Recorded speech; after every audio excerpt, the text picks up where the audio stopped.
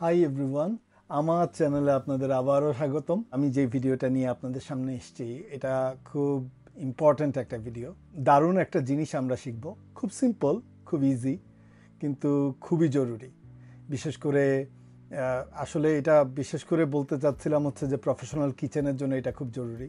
But এটা আসলে ঘরের যারা রান্নাবান্না করেন, আমিও যেমন ঘরে যখন রান্নাবান্না করি, এটা আমার জন্য অনেক সময় খুব জরুরি হয়ে পড়ে, আপনাদের জন্য জরুরি হয়ে পড়বে। আমরা যেটা শিখব এটা হচ্ছে আমরা রেসিপি ক্যালকুলেশন শিখব বা রেসিপি পরিমাপ। এই রেসিপি ক্যালকুলেশনের অনেকগুলা ধাপ আছে।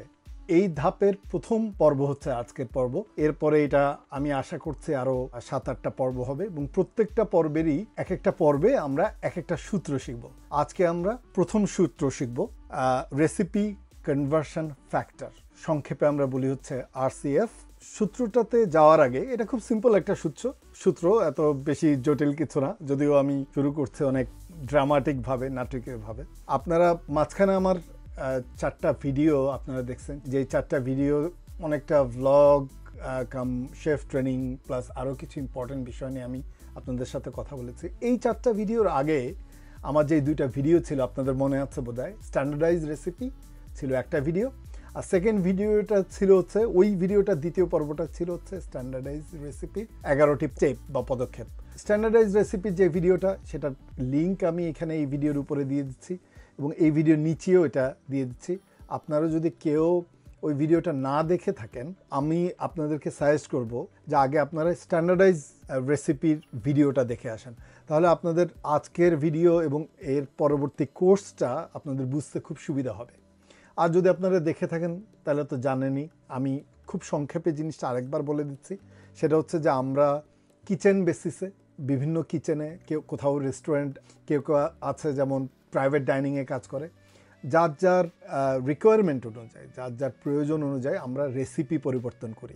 যে ইউনিক বা যে ট্রেডিশনাল রেসিপি আছে ওই রেসিপিকে পরিবর্তন করে আমরা আমাদের মতো বা মডার্ন টাইম অনুযায়ী, ওই পরিবেশ অনুযায়ী বা অ্যাভেলেবেল ইনগ্রিডিয়েন্টস, অর্থাৎ আপনারা হয়তো আমরা এরকম একটা লোকেশনে থাকতে পারি যেখানে ওই ট্রেডিশনাল যে রেসিপির কোনো একটা আইটেম হয়তো পাওয়া যায় না, তো আমরা কিছুটা চেঞ্জ করে যে রেসিপিটা আমরা রেডি করি এটাকে আমরা বলি হচ্ছে স্ট্যান্ডার্ডাইজড রেসিপি।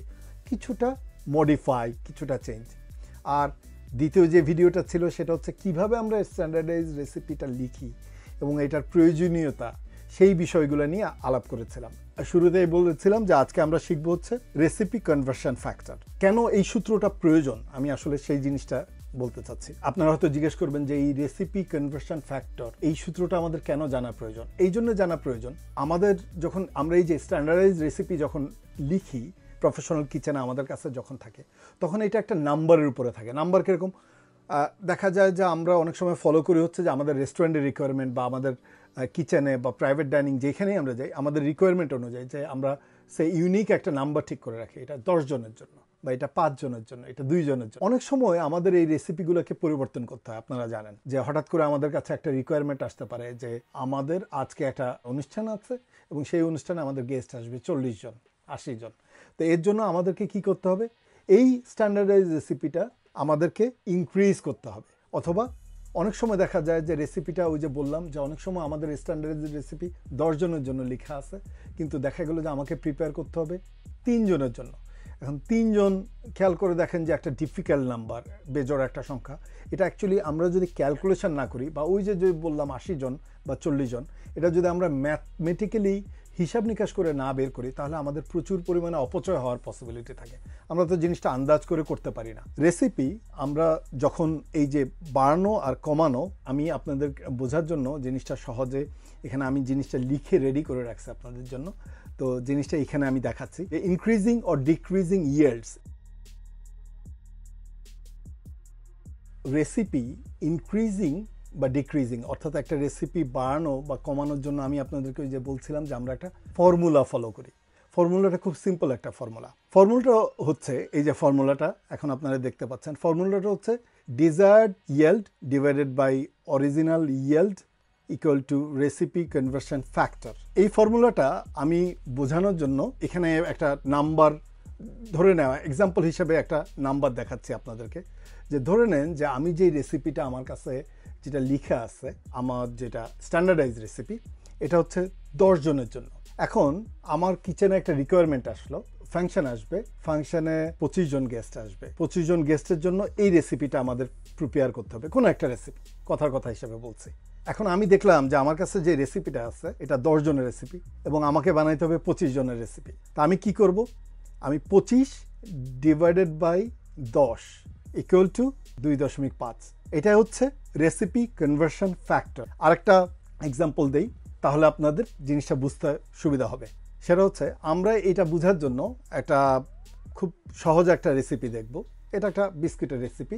ধরে নেন যে আমার কাছে যেই স্ট্যান্ডার্ডাইজ রেসিপি আছে এটা হচ্ছে 3 ডজনের একটা রেসিপি।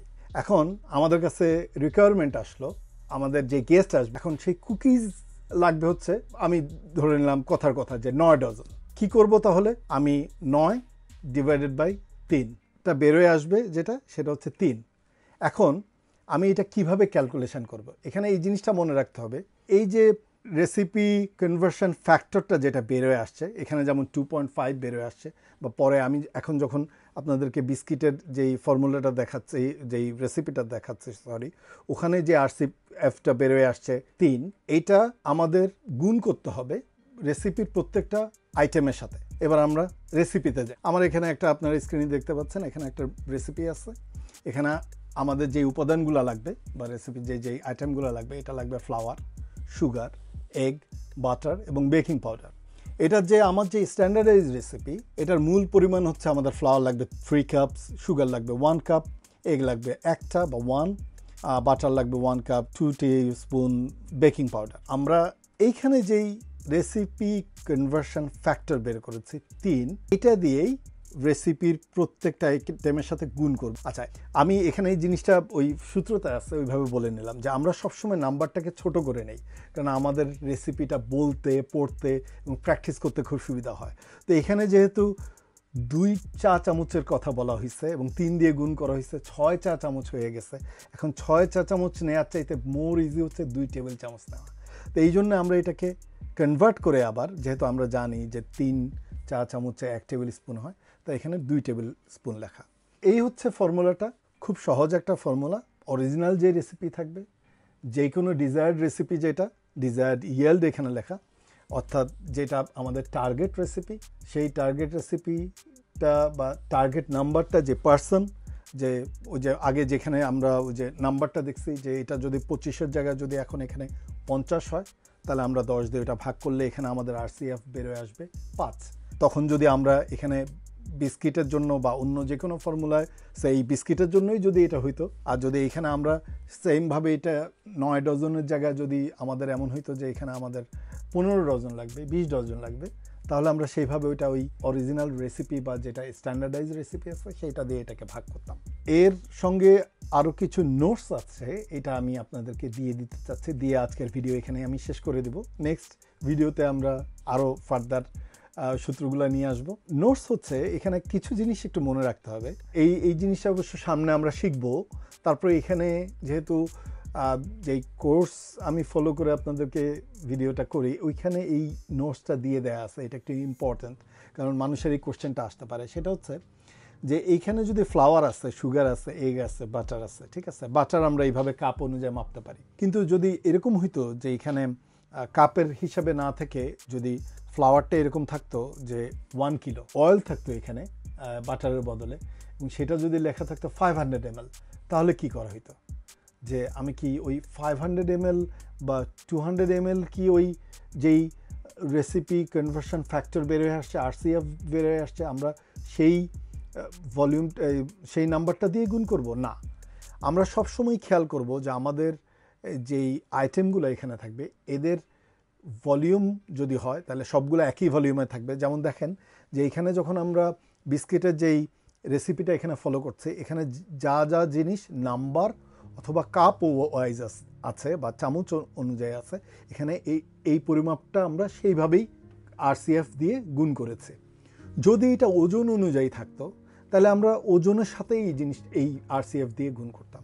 কিন্তু ওজনের ব্যাপারে আমাদের যেটা খেয়াল করতে হবে সেটা হচ্ছে, যদি ভলিউম থাকে আমরা সেটাকে ওজনে কনভার্ট করে নেব, যদি এটা ডিফারেন্ট ক্যাটাগরিতে থাকে, যেমন যদি এটা আমেরিকান পদ্ধতিতে না থেকে যদি আমাদের ম্যাট্রিক পদ্ধতি আমরা যেটা ফলো করি কেজি বা গ্রাম, এটা না থেকে যদি আমেরিকান পদ্ধতিতে থাকে পাউন্ড, তাহলে আমরা এটা কেজি বা গ্রামে কনভার্ট করে নেব, যে কোনো একটা ভাইস ভার্সা। আইদার আমরা ম্যাট্রিক পদ্ধতিকে কনভার্ট করে আমেরিকান পদ্ধতিতে নেব, অথবা আমেরিকান পদ্ধতিকে কনভার্ট করে ম্যাট্রিক পদ্ধতিতে নেব। যেইটা আমাদের জন্য সেই সময় রিকোয়ার্ড হবে আমরা সেইটা ফলো করব, বা যেই লোকেশনে আমরা থাকবো সেটা ফলো করব। প্লাস যদি লিকুইড ফর্মেট থাকে, যে তেল আমরা বলছি লিটার মিলিলিটার, তাহলে আমরা এটাকে 1 লিটার তেল মানে কত গ্রাম, এটা অ্যাকচুয়ালি ফিউচারে আমি আপনাদেরকে এটা বোঝার জন্য এটা একটা চার্ট আছে আমার কাছে, আমি ওইটা যখন ওই চ্যাপ্টারটা আসবে তখন ওই চার্টটা আমি আপনাদেরকে সরবরাহ করব, বা ওইটা আমি আপনাদেরকে দিব, এই অনলাইনে আপনারা পাবেন।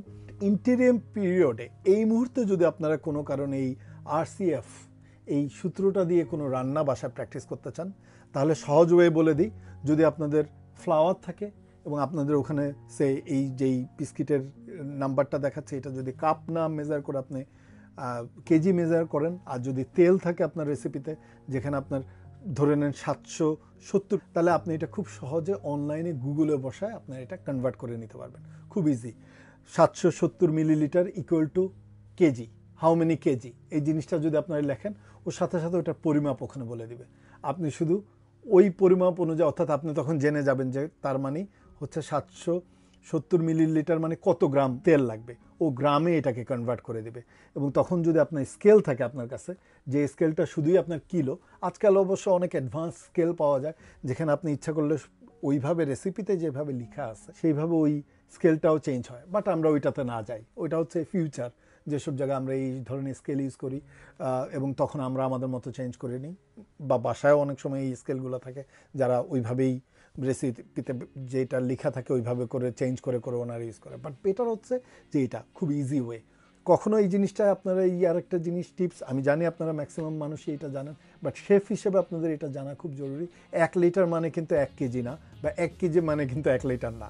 বাট আমি চাইবো যে আপনারা জিনিসটা অনলাইনে নিজেরা সার্চ করেন, আর যদি চান আমার এই ভিডিওর নিচে জিনিসটা লিখতে পারেন যে 1 কেজি তেল মানে কত মিলিলিটার অ্যাকচুয়ালি হয়, অথবা 1 লিটার মানে কত গ্রাম তেল হয় আসলে। এটা যদি আপনাদের মনে হয়, আপনারা অনলাইনে সার্চ করে এই ভিডিওর নিচে কমেন্ট করতে পারেন। আমার এই ভিডিওটা যদি ভালো লেগে থাকে প্লিজ কনসিডার করবেন সাবস্ক্রাইব করার, যদি নতুন হয়ে থাকেন, আর যদি আমার সাবস্ক্রাইবার হয়ে থাকেন একটা থামস আপ দিবেন। আমাকে যদি কোনো কোশ্চেন থাকে আপনাদের, প্লিজ কোশ্চেন করবেন এই ভিডিওর নিচে আমার শেফ মারুফ পেজে, আর ফেসবুক ইনবক্সে তো কোশ্চেন করেনি আপনারা সবাই, আমি আপনাদের অজস্র কোশ্চেন পাইছি, thank you very much for that.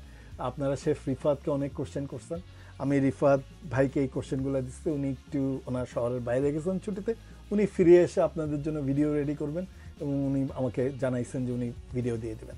আপনাদেরকে আবারও ধন্যবাদ ভিডিওটা দেখার জন্য, আমার সঙ্গে থাকার জন্য। আপনাদের দোয়ায় আমার রিকভারি খুব দ্রুত হয়েছে, ভালো আছি, এখনও ব্যান্ডেজে আছি, তো দোয়া করবেন আমার জন্য। পরবর্তী ভিডিওতে আবার আপনাদের সঙ্গে দেখা হবে, ততক্ষণ পর্যন্ত আমি বিদায় নেব। আল্লাহ হাফেজ, বাই বাই।